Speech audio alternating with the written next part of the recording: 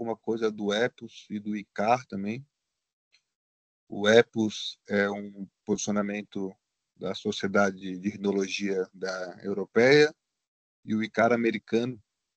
Eles são parecidos em muitas coisas, em algumas coisas eles têm algumas diferenças, mas a parte de classificação, tratamento muda um pouquinho também.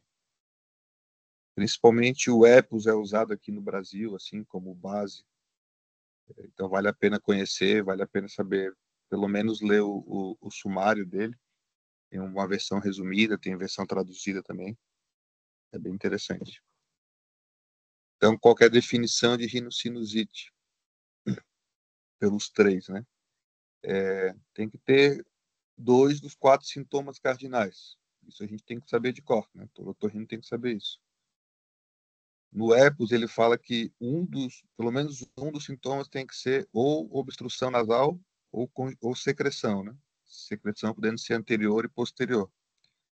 Além disso, dor facial e diminuição do olfato. Além dos sintomas clínicos, tem que ter achados ou na endoscopia ou na tomografia.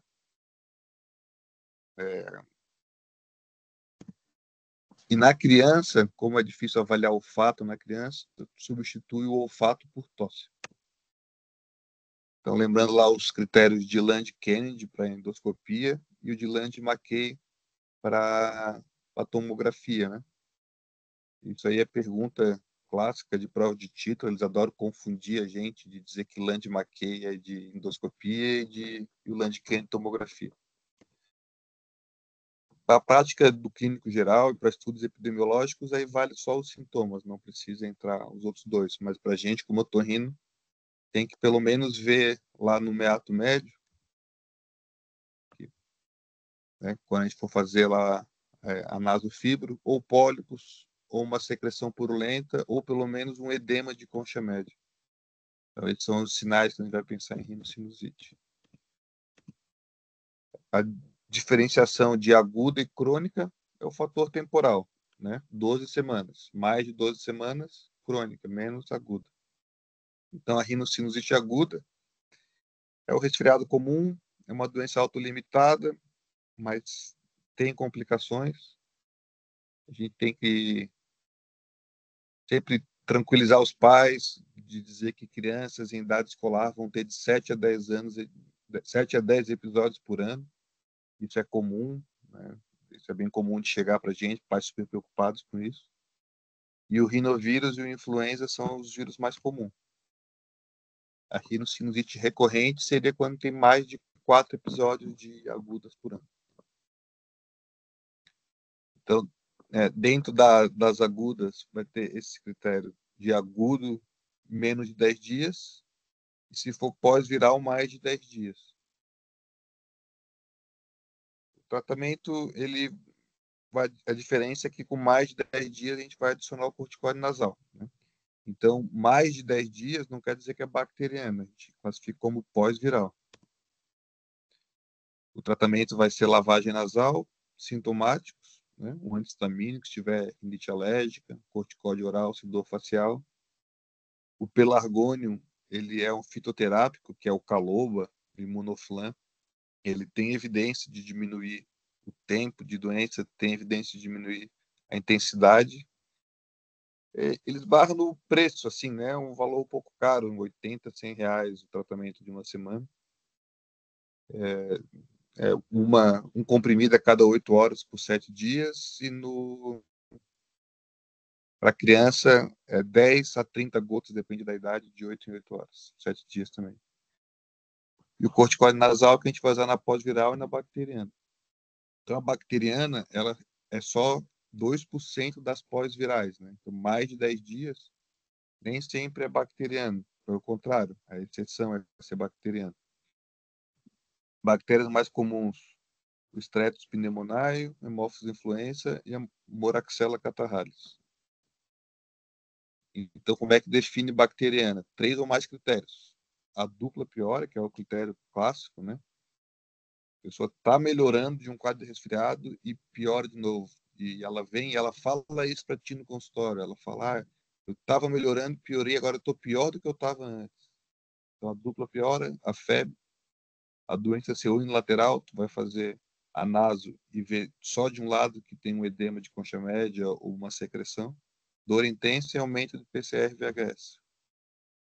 O tratado traz como primeira escolha a amoxicilina, mas depois ele se contradiz e diz que talvez seja o melhor clavulanato. Na prática, a gente acaba usando mais a amoxicilina com clavulanato como primeira escolha. A Clinda e a cefuroxima são opções, a Levo também, apenas para adulto, e ceftriaxona nos internados ou naqueles que não conseguem ingesta via oral. E aqui o tratado falando que, por causa da vacina do pneumococo, tem aumentado a incidência de hemófilos influenza, que é produtor de beta-lactamase, então nesse contexto faz mais sentido já iniciar a amoxicilina com clavulanato. Resumindo, a viral, lavagem sintomáticos, pós-viral, social corticoide tópico. A bacteriana, sintomas moderados, ainda pode ser individualizado o uso do antibiótico ou não, existe uma tendência de melhora, mas caso muito intenso, já iniciar o antibiótico. Essa curva aqui é bem legal para a gente ilustrar tudo isso, né? A viral aqui, ela vai durar, em média, 3 a 5 dias. Ela pode durar até 10, né? Pode ter uns sintomas residuais até 10 dias e ainda ser viral. Após viral é isso, essa persistência dos sintomas após 10 dias. E quando tem essa dupla, piora, né? Ah, tava ruim, deu uma melhorada e piora de novo, aí pensa na bacteriana. A sinusite crônica, ela tem os seus fatores predisponentes, tabagismo, histórico de alergia, asma, bronquiectasia, exposição a poluentes. O tratado e o ICAR, eles vão classificar ela em sem pólipos e com pólipos. Os sem pólipos, resposta TH1, mediada por neutrófilos, e com pólipos, resposta TH2, mediada por eosinófilos. Já o EPOS, ele traz uma classificação um pouco mais complexa, o EPOS de 2020, que é o último EPOS, né? Ele vai dividir primeiro em primária e secundária, e as primárias ele vai dividir em TH2 e não TH2. Já as secundárias em localizada e difusa. Então, a secundária, aquela que tem uma causa específica, né? Localizada, por exemplo, uma bola fúngica, um tumor, uma causa odontogênica.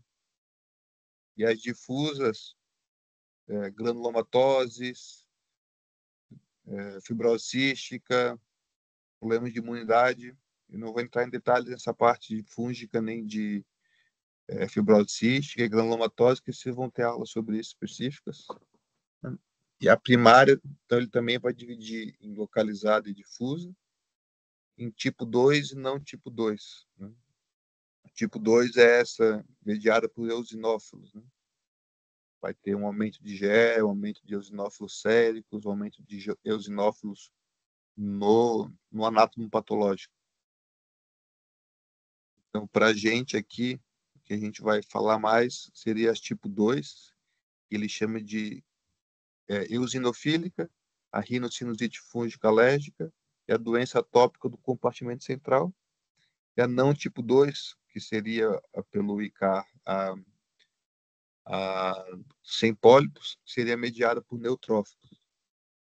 A doença atópica do compartimento central é aquele adulto jovem que tem muitos sintomas alérgicos, que tem uma história de doença atópica e asma na infância, que vai ter um prick teste positivo, um IgE sérico aumentado, que vai ter na tomografia, né, uma doença atópica de compartimento central, uma doença mais de etimoide, do centro, preservando os seios da face de maneira geral.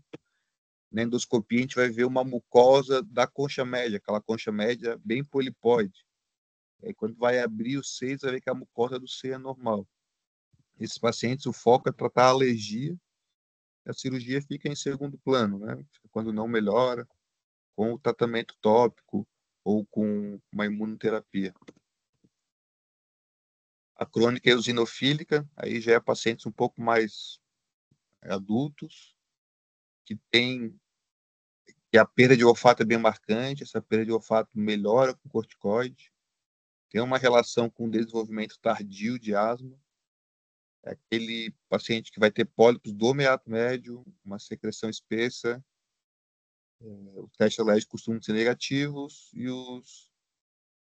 e ter uma eosinofilia sérica é importante, tem eosinófilos na patologia, tomando pólipo para a patologia, vai ter mais de 100 eosinófilos por campo. E o foco vai ser uma cirurgia ampla para retirada dos pólipos, abertura dos seios, para irrigação e alto volume com corticoide depois, e até uso de corticoide oral em pequenos ciclos. A não eosinofílica já vai ser paciente mais velho, sem atopia, mulheres obesas, não costumam ter muita hiposmia. A cirurgia, o foco é mais a abertura dos seios, sem retirada de muita mucosa, né? Não vai ter tanta mucosa polipoide. E os macrolídeos em baixa dose para esses pacientes é bem interessante, né? Ainda outras variantes seria a polipose de Wilks, que é quando acontece um alargamento da pirâmide nasal pela polipose, e a DREA, que é a doença respiratória exacerbada por asma. O paciente vai ter polipose nasal, asma e intolerância ao AS. Esses pacientes, além de uma cirurgia ampla, eles muitas vezes vão precisar de uma dessensibilização à aspirina. Eles têm um quadro mais recalcitrante. Né? Lembrar que a tomografia é fundamental para avaliação cirúrgica, para entender anatomia, estadiar a doença e também para diagnóstico diferencial, né? O tratamento da rinocinusite crônica de maneira geral, a lavagem nasal em alto volume, corticóide tópico, corticóide oral, as exacerbações, os antileucotrienos são interessantes em pacientes que têm tolerância ao S ou asma. Os antibióticos, embora isso seja, não tenha um consenso de usar não antibiótico para exacerbação, mas os guidelines trazem essa opção.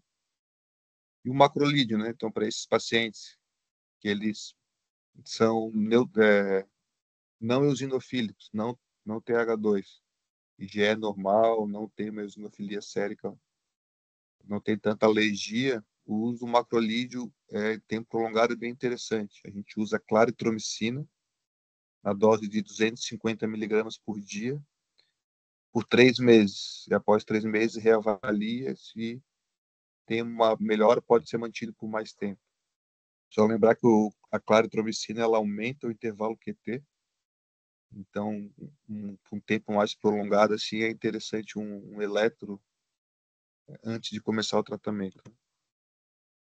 E a cirurgia, geralmente a gente indica a cirurgia quando depois de 3 meses não teve melhora do tratamento, ou é um paciente que tem baixa adesão e a vontade do paciente é operar,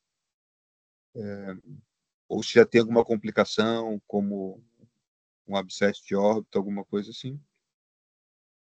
E o foco da cirurgia é remover os pólipos, restabelecer a drenagem. Sempre importante falar para o paciente que a cirurgia ela não vai curar a sinusite, ela vai permitir que circule melhor o ar, que a medicação entre melhor, mas ela não é a cura da doença, porque é uma doença crônica. Daí a indicação de imunobiológico eu deixei para o Lucas falar.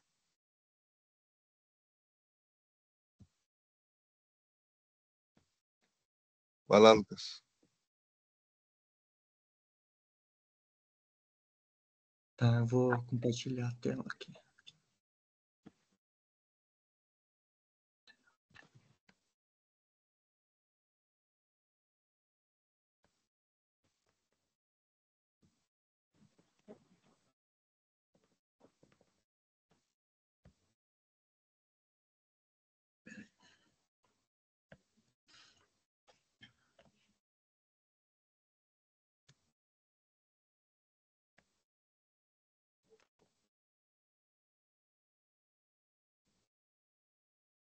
Estão vendo? Estamos vendo. Beleza. Passou, né? Tá. Eu vou falar sobre imunobiológico na rinocinusite crônica com pólipo nasal. Para quem não me conhece, eu sou o Lucas R2 do Evangélico. Queria deixar claro que eu não tenho conflito de interesse, mas se alguém tiver interesse em patrocinar, aí a gente está disponível.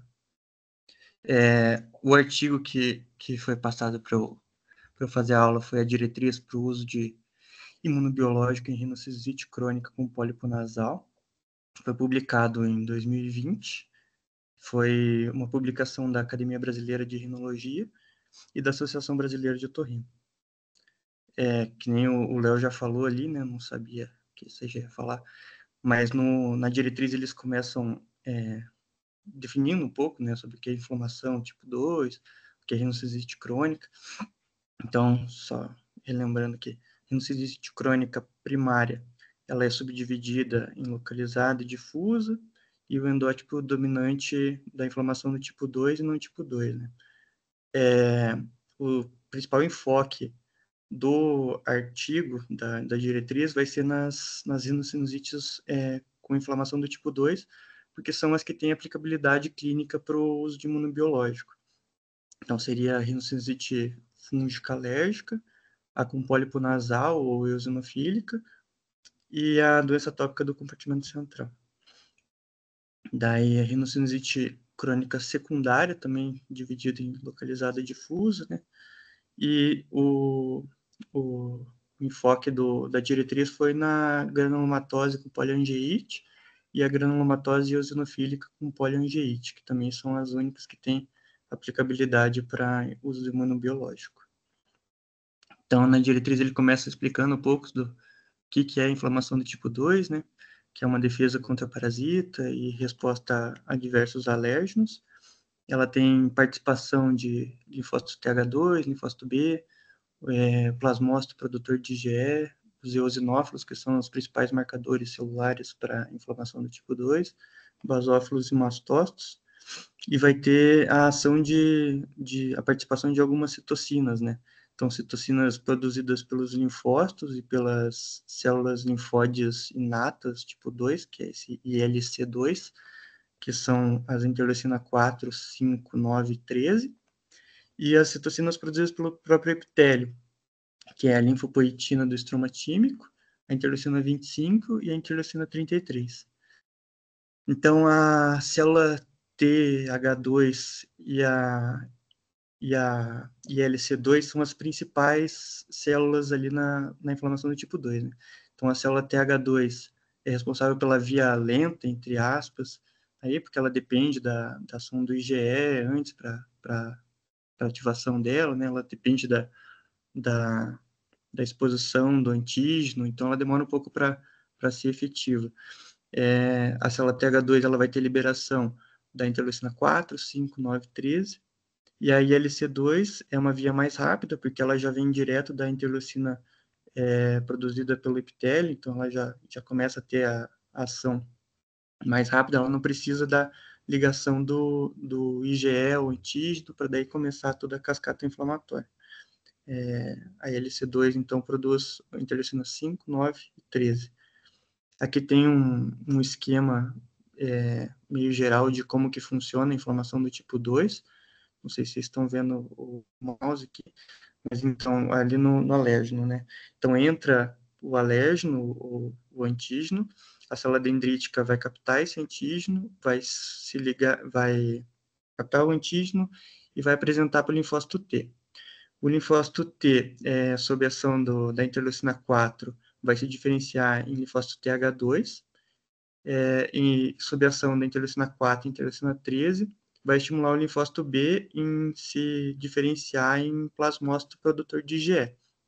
O plasmócito produtor do IgE vai liberar esse IgE, o IgE vai se ligar ao mastócito, e o mastócito com o IgE ligado na membrana, quando ele tiver uma nova exposição ao antígeno que seja, que ele tenha sido feito o IgE, ele vai ter a liberação de histamina, prostaglandina e outras citocinas inflamatórias. que são principalmente a interleucina 4, a 5 e a 13, né? Que vai fazer com que se perpetue esse ciclo e essa cascata inflamatória. Essa daqui é a via lenta, né, que eu falei antes. A via rápida está aqui, aqui em cima, onde está o vírus, né, que daí TSLP vai ter o contato do vírus com o endotélio, com o epitélio, daí vai ter liberação pelo epitélio do TSLP, da interleucina 25 e 33, que vão estimular o LC2 a liberar tanto a interleucina 13, interleucina 5, e fazer todo o resto da cascata inflamatória, né? Produção de muco, hiperplasia de célula califorme. Falando um pouco das interleucinas, né? A 4, a 5 e a 13. A interleucina 4, ela vai ser responsável pela diferenciação do linfócito T em TH2. Ela também tem grande ação na quimiotaxia para eosinófilo, indução de produção de IgE nos linfócitos B e recrutamento e ativação dos mastócitos basófilos. A interleucina 5 é a interleucina do eosinófilo, então ela que vai estimular a diferenciação e maturação dos eosinófilos e a ativação deles, né? E também vai diminuir o nível de apoptose dos eosinófilos, fazendo com que eles fiquem mais tempo lá agindo, perpetuando mais a inflamação. E a interleucina 13 é bem parecida com a interleucina 4, então a quimiotaxia para eosinófilo, indução de produção de IgE nos linfócitos B, recrutamento dos mastócitos, mas ela também tem essa indução de muco, hiperplasia de célula califorme e produção de colágeno. Daí na diretriz ele passa a falar um pouco sobre cada tipo de rinocinusite crônica, né? Então, rinocinusite crônica com pólipo nasal, o Léo já falou, né? Faixa etária de paciente de 30 a 50 anos, vai ter exacerbações agudas, tem grande relação com perda do olfato, o paciente tem asma de início tardio e geralmente tem uma boa resposta com corticoide oral e tópico. Entre um subtipo de rinocinusite crônica é a DREA, né? Doença respiratória exacerbada por anti-inflamatório, que vai ter essa tríade, que é pólipo nasal, a asma e intolerância a S. O diagnóstico é clínico, mas também dá para você abrir mão de outros testes, né? Teste de provocação com a S ou espirometria, quando você fica na dúvida. A rinocinusite fúngica alérgica tem característica de ter hipersensibilidade por IgE para fungo, vai ter produção de mucina eosinofílica, que vai ter a formação dos cristais de Charcot-Leyden. O paciente vai apresentar estrutura fúngica não invasiva, que a gente vê principalmente na tomografia, e essas alterações radiológicas características, né, que são essas hiperdensidades compactas nos seios paranasais, que são a produção, assim, depósito de metais pelos fungos que dá para a gente ver na tomografia. Tratamento com corticoide oral tópico, antibiótico e múltiplas cirurgias. A doença tópica do compartimento central são pacientes mais jovens, né, a partir de 18 anos, que vão ter geralmente outros tipos de atopia, rinite, dermatite, asma. Não tem alteração do olfato aqui, apesar de a gente ver uma tomografia bem cheia ali na fossa olfatória. Alterações polipóides nas conchas média e superior. Mucosa semiparanasal geralmente vai estar normal, né? O Léo já falou. E boa resposta para corticoide tópico e oral. Daí ele fala da granulomatose eosinofílica com poliangiite, que é a antiga Churg-Strauss, que é uma vasculite de pequenos vasos. Tem como características clínicas o paciente ter asma grave, manifestações sinusais na fase prodrômica, então rinite, rinocinusite, sinusite crônica com pólipo, e manifestações laboratoriais, né? Então, eosinofilia, maior que 10%, VHS-PCR alto, IgE alto, fator reumatoide positivo e FAM positivo. Além disso, de 30% a 40% dos pacientes vão ter o ANCA-P positivo também, que é um exame com alta especificidade e baixa sensibilidade, né? Para fazer diagnóstico, eu tenho que ter 4 dos 6 critérios, que são asma, eosinofilia sérica maior que 10%, monopolineuropatia, opacidade pulmonar transiente migratória, alterações dos seios paranasais e vasculite com acúmulo de eosinófilos no meio extravascular. A granulomatose com poliangiite é a doença de Wegener, que é a vasculite de pequenos e médios vasos. Para diagnóstico tem que ter 2 dos 4 critérios, que são alteração no parcial de urina com cilindros hemáticos ou 4 hemácias por campo, alteração do raio-x de tórax, úlceras orais e secreção nasal e inflamação granulomatosa que você detecta na biópsia da mucosa nasal. Daí, finalmente, ele começa a falar dos imunobiológicos, né? Ele começa a falar do omalizumab.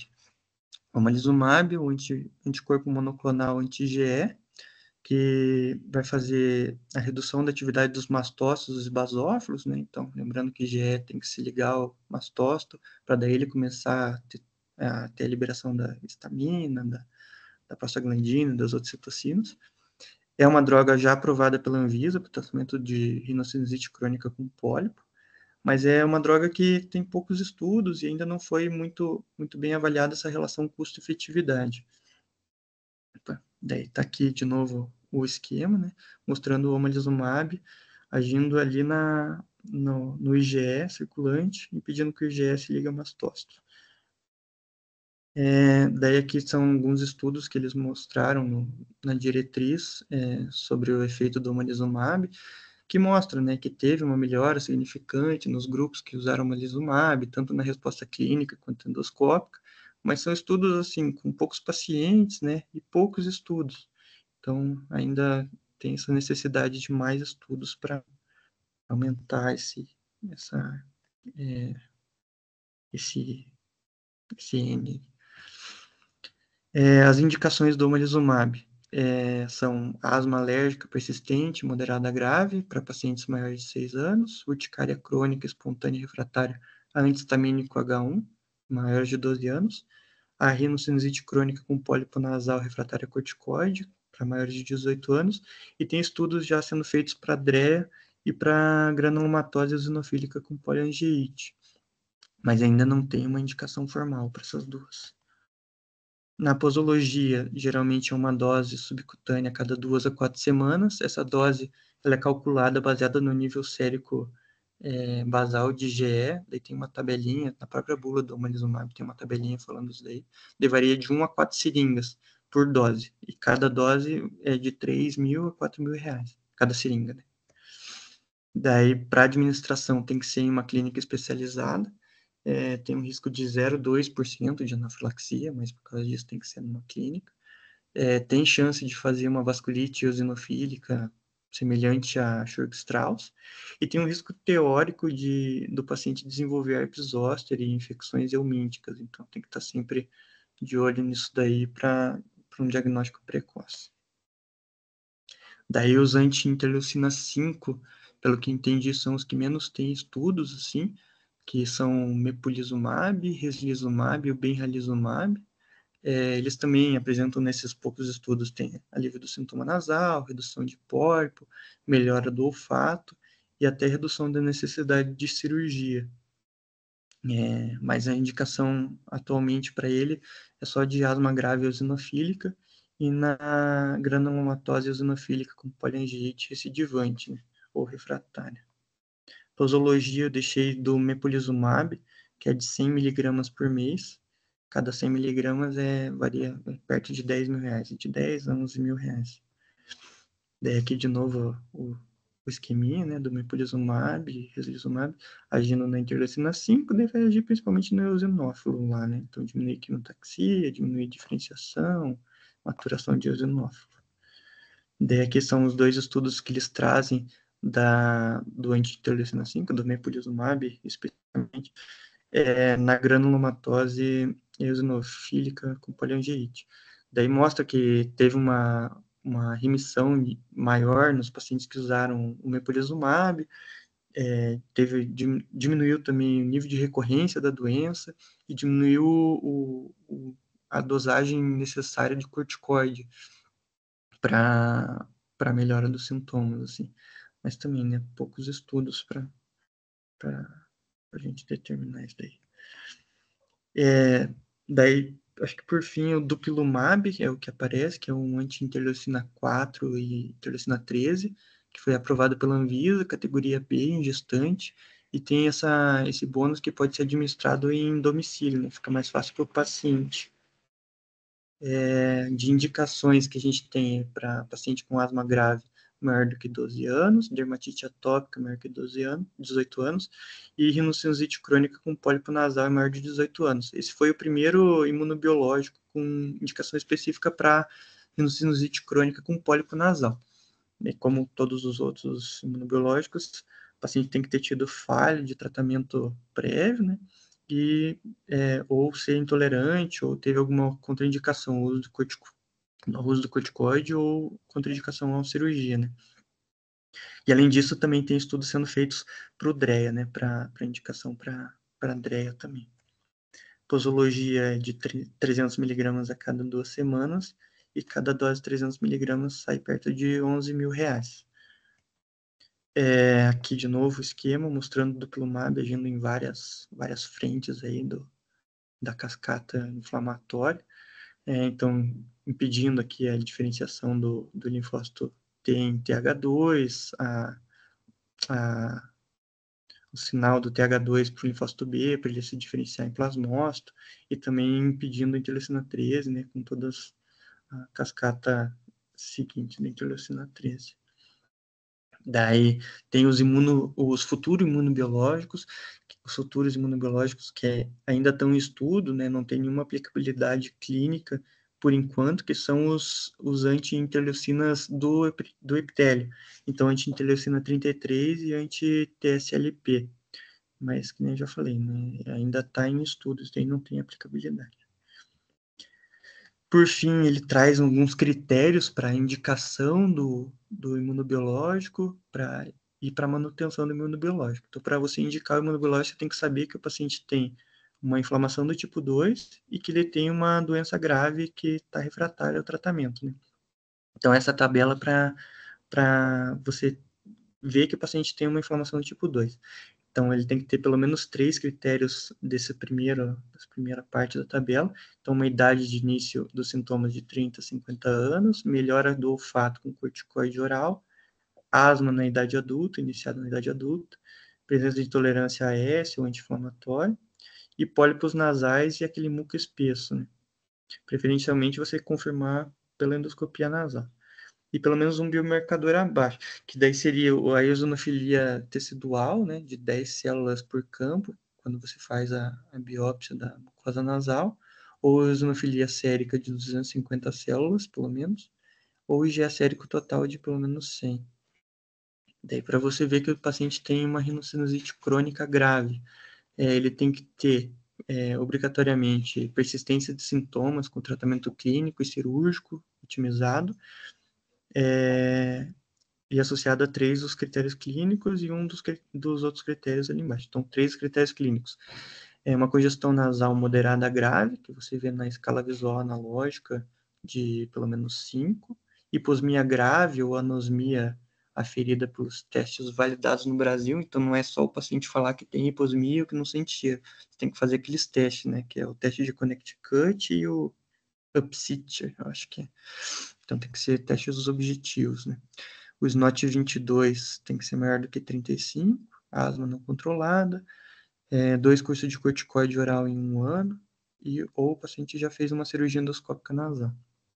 E dos outros critérios que tem que ter, pelo menos, pólipo nasal, ocupando além dos meatos médios, não só o meato médio, tem que ser bilateralmente, confirmado por endoscopia nasal, ou o score de Land-McKay de pelo menos 10, que se a gente for ver lá no score é bastante coisa, tem que ter muitos seios paranasais cometidos para ter um score de 10. Para você ver se você mantém, né, o tratamento. Você tem que esperar pelo menos 4 a 6 meses de tratamento com imunobiológico, e daí com esse tempo de tratamento você vê se ele tem pelo menos 2 dos critérios que são esses daqui. Melhora no olfato, pelo menos 1 grau na classificação, então ele tinha uma hiposmia moderada e foi para leve, ou ele tinha uma hiposmia severa e foi para moderada. Melhora na congestão nasal, pelo menos 2 pontos na escala visual analógica. Diminuição de pólipo nasal, pelo menos 2 pontos no score endoscópico, daí, né, que é o Lund-Kennedy. Controle da asma e redução de pelo menos 9 pontos no SNOT 22. Daí, por último, eu deixei aqui o score endoscópico. o score de Lund Kennedy e o score de Lund McKay. Só para relembrar, todo mundo sabe isso daí. E era isso mesmo.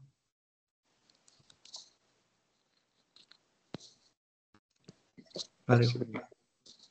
Pô, Lucas. Então, assim, na prática ali, a gente vê que o omalizumab está deixando de ser usado. O melhor dos três acaba sendo o dupilumab, o Dupixent, né? Mas no SUS não consegue ele. No SUS, na verdade, a gente não consegue nenhum no SUS por rinocinusite. O que a gente consegue no SUS é o Nucala, que é o mepolizumab, mas para asma grave. O paciente que tem asma e rinocinusite, ele se beneficia do Nucala, mas ele consegue pela asma, né? São medicações que o preço ainda é muito impeditivo. Esses imunobiológicos que estão entrando agora para doenças crônicas, para câncer, eles estão quebrando os planos de saúde por causa disso, que eles são muito caros, né? Mas é mais uma arma para a gente, e o mais importante é a gente saber que existe, que tem indicações precisas, e saber quais são essas indicações, aquelas tabelinhas que o Lucas falou por último, são bem importantes para a gente, para isso, né? De qual que é o próximo passo quando fiz uma full fast completa, esqueletizei todo o teto, abri bem os seios, mas ficou linda a cirurgia, mas deu 3, 4 meses, o paciente volta cheio de pólipo. Isso acontece bastante, né? Henrique, quer adicionar alguma coisa? Não, bem boas aulas. Desculpa aí ter chegado um pouquinho atrasado. É importante reforçar, como você falou, né, Léo, que hoje a gente tem as opções de tratamento mesmo depois de fazer uma cirurgia de alta complexidade, como uma full face, né, como fazendo toda a abertura dos seios da face. Da mesma forma que a gente achava que depois de fazer uma mastoidectomia o paciente ficava com um rebaixamento importante da audição, a gente achava que não tinha mais o que fazer, e hoje a gente tem as opções das próteses osteoancoradas ou até mesmo do implante coclear, né? Então é importante reforçar isso, que hoje a gente tem opções cada vez mais modernas e atuais para o tratamento do nosso paciente. Uma coisa só que o Lucas comentou na aula, que eu só queria reforçar, as escalas de avaliação do olfato, elas são objetivas ou subjetivas, Lucas? Você falou objetiva, mas é isso mesmo? Não, é subjetivo, mas tem um score, né? Não é só falar. Talvez a sua objetividade é que ela teria essa resposta em quantificação, né? Mas se o paciente falar que ele não está sentindo nada, é mais difícil da gente perceber objetivamente isso, né? A gente vai estar na dependência dele responder. Vocês já fizeram aqueles testes de olfato com estimulação com o álcool butílico e com as estimulações de odor? Já viram fazer? Uma vez no congresso eles estavam testando, mas acho que era um equipamento que era, colocava alguns odores, não era bem isso aí. Esse equipamento acho que é um iPad, né, Fabrício? Agora já está comercializando também esse iPad, vira e mexe, eu vejo lá o Makoto, o Thiago Bezerra postando em relação a esse dispositivo. Eu acho que ele ainda está em teste, mas já está quase comercialmente disponível, tá? Mas os testes de olfato, geralmente a gente usa o álcool butílico em diferentes concentrações e, se não me engano, tem... Eu e a Isa fizemos um teste no congresso, a gente ganhou uns bloquinhos assim, eu posso levar no ambulatório um dia para o pessoal ver. um bloquinho tipo Aqueles de raspar cartão, e daí isso. tirar. Esse daí é o PSIT, né? Esse daí é bom, mas também é subjetivo, né? Então, aí o paciente faz a avaliação qualitativa do odor. Mas tem um que é o quantitativo, que a gente vai apresentando diferentes concentrações de álcool butílico também, né? Mas também subjetivo, né? Aí a única coisa que a gente faz aí um diagnóstico diferencial para saber se ele está fingindo ou não é que a gente muitas vezes apresenta uma substância amônia-like e aí faz uma irritação ali da cavidade nasal e ele acaba respondendo e a gente acaba entendendo que ele está meio que dando uma fingida, né? Mas daí é só nas situações do do paciente simulador, mas é sempre bom a gente ficar atento, né? Porque muitas vezes a gente não pergunta para o paciente se ele tem queixa de hiposmia, então é importante colocar isso nas anamneses.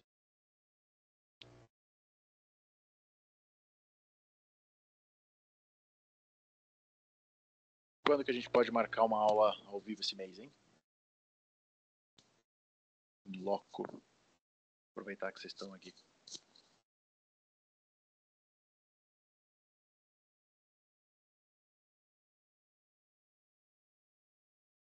Algum congresso que vocês vão participar? Alguma coisa assim? Agora em julho nada. Falando em congresso, Henrique, eu botei no grupo ali do Rhinology. Uhum. Congresso bem legal, né? O Gustavo sempre fala que é o melhor congresso que tem no Brasil aí. E tá com as inscrições abertas, é $200, 150 para residente e é só até o fim do mês esse preço. É só em abril do ano que vem. Mas vale a pena fazer a inscrição cedo para pagar barato. E é realmente um dos melhores congressos, assim, porque ele é absurdamente focado, né? Eu acho que é um congresso que tem no máximo 3 salas de aula acontecendo ao mesmo tempo. E aí o resto é basicamente ou é uma sala com neurocirurgião ou é uma sala só de rinologista, só discutindo casos, só discutindo coisas complexas. Então realmente para quem foca muito na parte de rinologia é um congresso de mão cheia, né? É a parte mais legal do otorrino, né? Então, Tá bom, galera. tem que participar, é isso mesmo. É. Eu tenho uns vídeos legais aí também para mandar para vocês. Eu vou mandar no grupo depois, quem quiser ir saber mais sobre o ICAR, sobre o EPOS. Tem umas aulas do